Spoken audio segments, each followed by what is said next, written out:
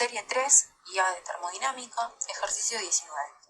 El ejercicio dice así: dado que la entropía está relacionada con el grado de caos o desorden de las partículas del sistema, prediga el signo de delta S de los siguientes procesos a presión y temperatura constante. A los procesos E, F y G, también asignar el signo de delta H. Bien, para eso lo primero que vamos a hacer es saber qué es delta S, es decir, qué es la variación de entropía. Cuando nosotros hablamos de variación de entropía, lo que vamos a estar viendo es el grado de desorden molecular que hay en un sistema, ¿sí? Es decir, vamos a decir que va a ser positivo cuando ese desorden aumenta cuando vamos de reactivos a productos, ¿sí? En cambio, cuando esa variación es negativa, si es menor a 0, lo que vamos a decir es que ese desorden disminuye cuando vamos de reactivos a productos.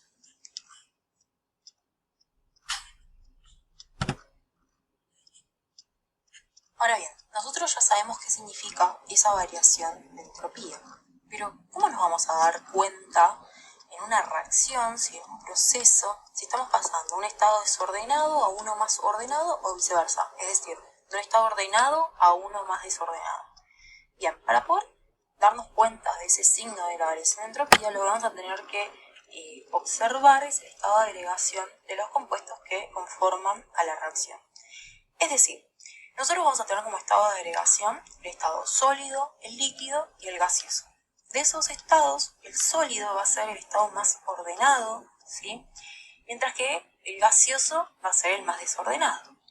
Entonces, por ejemplo, si nosotros tenemos en una reacción, ¿sí?, los reactivos, tiene algún compuesto que está en estado sólido, por ejemplo, y los productos tenemos compuestos en estado gaseoso, ¿sí?, estaríamos pasando en ese caso de un estado más ordenado a uno más desordenado.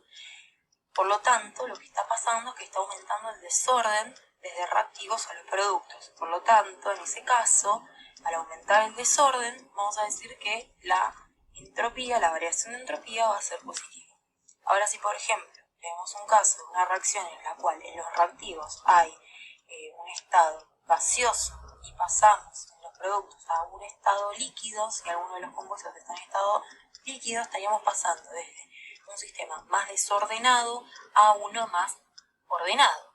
Por lo tanto, ahí en ese caso el desorden estaría disminuyendo de reactivos a productos, por lo que podríamos decir que la variación de entropía es negativa. Ahora bien, ¿qué pasa cuando en toda la reacción todos los compuestos están en el mismo estado de agregación? En ese caso lo que vamos a tener que analizar es la variación de moles de la reacción. Es decir, vamos a tener que ver la cantidad de moles de los productos menos la cantidad de moles en los reactivos. Al analizar esa variación de moles, ¿sí?, cuando esa variación es menor a 0, es decir, es negativa, la variación de entropía también va a ser negativa. Ahora, si esa variación de moles es mayor a 0, es decir, es positiva, la variación de entropía también va a ser positiva.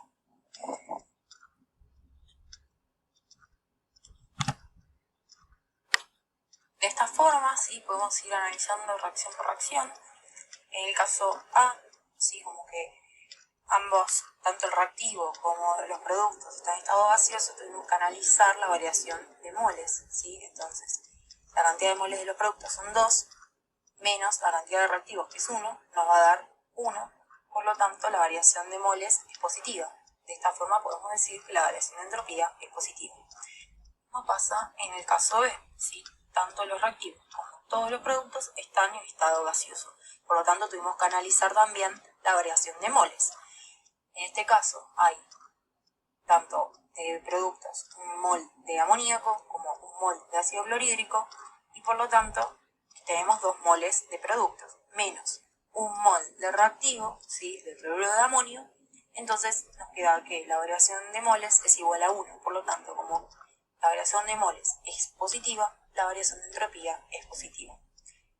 Caso C, pasamos de un estado de agregación de los reactivos, que es gaseoso, y dentro de los productos tenemos al carbono que está en estado sólido, es decir, estamos pasando de un estado más desordenado a uno más ordenado, más estable. Por lo tanto, la variación de entropía en este caso va a ser negativa, ¿sí? Porque tenemos menos desorden, el desorden disminuye.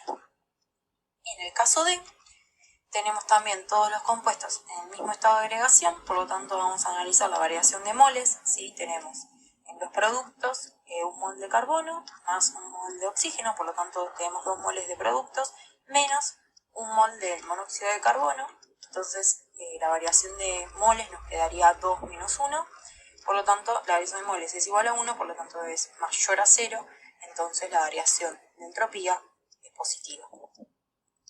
En el caso E, pasamos de un estado de agregación sólido a un estado de agregación líquido, es decir, que pasamos de un estado más ordenado a uno más desordenado, por lo tanto aumenta ese desorden molecular. Por lo tanto podemos decir que la entropía la variación de entropía es positiva. Lo mismo pasa en el caso F y en el caso G. Por lo cual podemos decir que en esos casos también la variación de entropía es mayor a 0.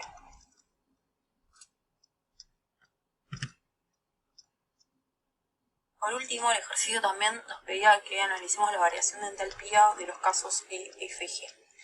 En estos casos podemos ver que es un mismo compuesto, que lo que sucede es que cambia de estado de agregación. En el caso E pasa de sólido a líquido, en el caso F pasa de sólido a gaseoso, en el caso G pasa de líquido a gaseoso.